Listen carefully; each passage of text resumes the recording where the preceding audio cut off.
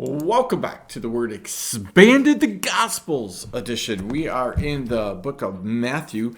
We are heading towards the end. We're in chapter 19. We're going to start with verses 1 through 12. We're trying to pull something out of each section, which I've said repeatedly is really hard for me to do because I just want to go word by word. But here's the section, right? Now, when Jesus had finished these sayings, he went away from Galilee, and he entered the region of Judea beyond the Jordan, and large crowds followed him, and he healed them there.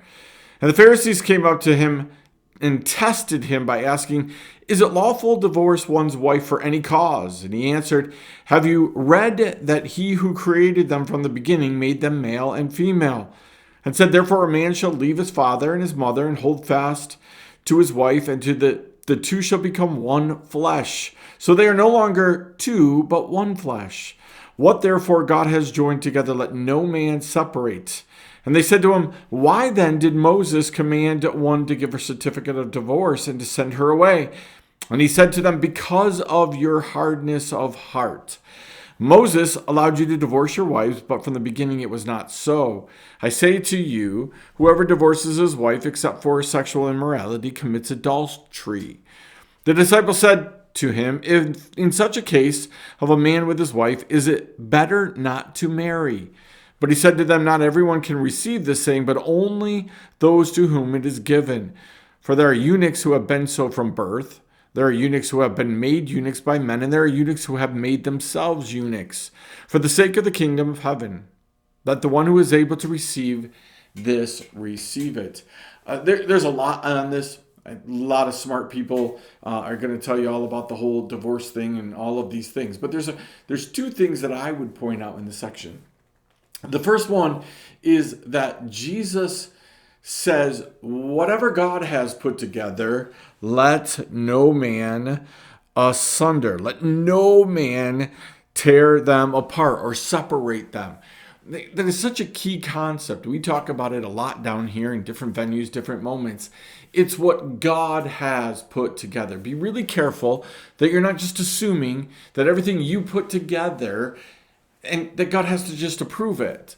It's not what man approves. It's not what man puts together. It's what God approves, what God puts together. And that can be very, very different. You don't get to walk around and do whatever you want to do and then just assume God's going to approve it. If you didn't ask God if you wanted it done, if you didn't ask God if you should be put together, then why does God all of a sudden have to keep you together? What does God all of a sudden have to live up to his part of the deal when the first part you didn't live up to, right? It's what God is doing in your life. Let nobody separate you from. It's the principle. And he uses a marriage here, right? And that's very applicable, and that's great. But you don't get to decide for God what he puts together. Don't assume that everything your church is doing. Don't assume that everything your pastor's doing. Don't assume that everything you're doing, your friends are doing.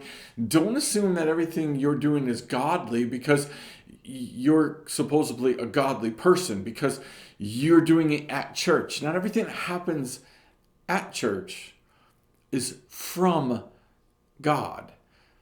Not everything that happens at church is about church. There's a lot of bad intentions that happen at church.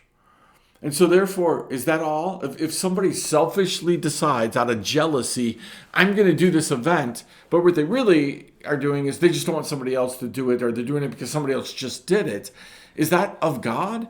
Does God have to put his stamp of approval, or could God work to separate it? Could God work against that very thing?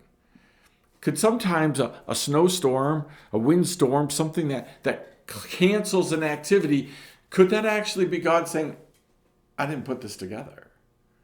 But we won't let ourselves think that way, because we think that everything we do around a table, every suggestion that comes up, everything that we come up with, by the way, not with prayer on the front side and during, but a prayer maybe at the end that says, hey, God, you got to bless this mess. And you have to, because we're doing it in the name of church. It's a super important principle. that you and I need to grasp because it causes a lot of problems in our lives. We assume everything we do, God has to just bless and take care of, and nobody should be able to come against it. If we're doing what God is calling us to do, then the gates of hell are not going to prevail. But if we're doing what we want, putting God's name on it, then maybe the gates of hell will prevail against it, right? The second part in here that I would draw your attention is to a lot of times God gives us what we want because our hearts are hardened. We're not going to respond to the Holy Spirit, so He said, you might as well do it. I'm going to give it to you. But that doesn't mean it came from God, and it doesn't mean that it's of God, and it doesn't mean that God is blessing you and taking care of, loving you. Not everything, right, that goes good in your life, not everything that you get what you want from is of God. Sometimes it could very well be that God is giving you what you want because He knows you're not going to respond to what He's trying to do in your life. You've hardened your heart. Don't be in that place. Don't be in a place where God is going to look at you and say, you are not going to listen to me about this, so you might as well just go ahead and do what you want to do. That's a bad place to be. God's not of it. You can't be separated from God by it because it was never of God. Don't blame God when things go wrong, when you've never asked Him on the front side, when you're not willing to be submissive to His Holy Spirit. Don't blame God for those things. Lots for you to chew on right there in Matthew chapter 19, verses 1 through 12. We'll see you next time, right here on the Word, the Expanded, the Gospel Edition.